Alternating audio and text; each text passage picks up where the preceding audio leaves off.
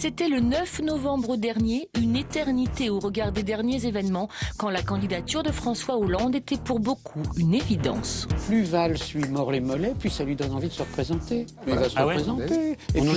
Le ton est affirmatif, catégorique même. Hollande a renoncé, Juppé et Sarkozy ont été rejetés.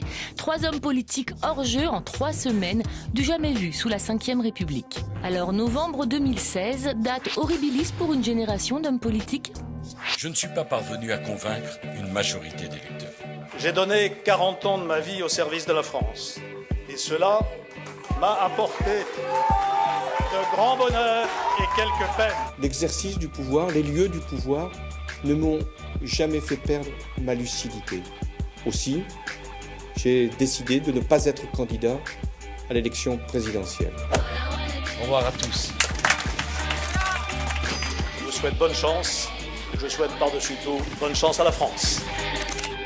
Vive la République et vive la France. Des adieux et des aveux d'échec qui ferment un chapitre. Lundi soir, un autre s'est ouvert, sans surprise. Alors oui, je suis candidat à la présidence de la République.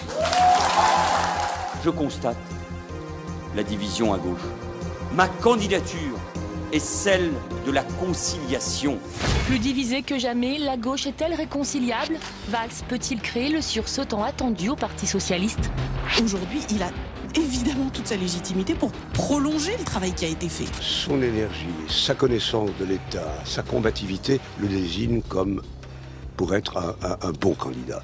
Un bon candidat pour les uns, mais loin d'être une évidence pour les autres.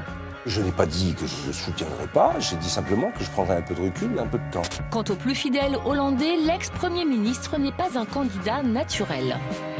Emmanuel Macron qu'il faut suivre aujourd'hui avec beaucoup d'intérêt et que pour ma part je suivrai avec intérêt. C'est-à-dire ? Eh bien c'est ça quand on dit qu'on va suivre. C'est-à-dire que vous allez le rejoindre ? Ah ben si je pense, si je peux l'aider, je l'aiderai.